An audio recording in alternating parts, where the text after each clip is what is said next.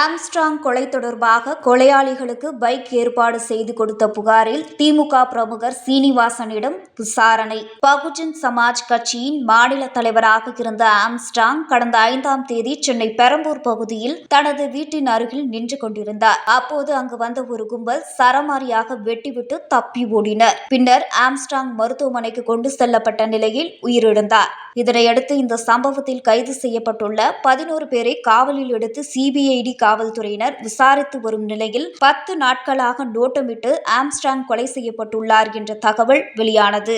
இந்த கொலையில் முக்கிய குற்றவாளியாக மறைந்த ஆற்காடு சுரேஷின் மச்சா அருள் என்பவர் இந்த கொலைக்கு மூலதனமாக இருந்து இந்த கொலையை அரங்கேற்றியதாக விசாரணையில் தெரிய வந்துள்ளது. இதனையடுத்து 11 பேரிடமும் தொடர்ந்து விசாரணை நடைபெற்றுக் கொண்டிருக்கும் நிலையில் அருளின் நண்பர்களான சதீஷ், சீனிவாசன், நரேஷ் ஆகிய 3 பேரிடமும் விசாரணை நடத்தி வருகின்றனர்.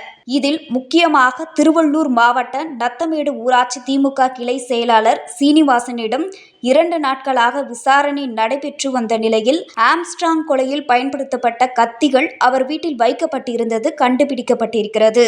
தற்போது அவரிடம் உள்ள கத்திகளை போலீசார் கைப்பற்றியுள்ளனர். பின்னர் இவர் 2 சக்கர வாகனங்களை ஏற்படுத்தி கொடுத்திருக்கிறார் என்று விசாரணையில் தெரிய வந்துள்ளது. அது மட்டுமில்லாமல் பைக்கிற்கு போலியான நம்பர் பிளேட்டை பயன்படுத்தியுள்ளனர். அந்த பைக்குகளின் ஒரிஜினல் நம்பர் பிளேட்டையும் அவர் வீட்டிலிருந்து கைப்பற்றியதாக போலீசார் தெரிவித்துள்ளனர். இதனைத் தொடர்ந்து சதீஷ், நரேஷிடமும் தனிப்படை போலீசார் தீவிர விசாரணை மேற்கொண்டு வருகின்றனர்.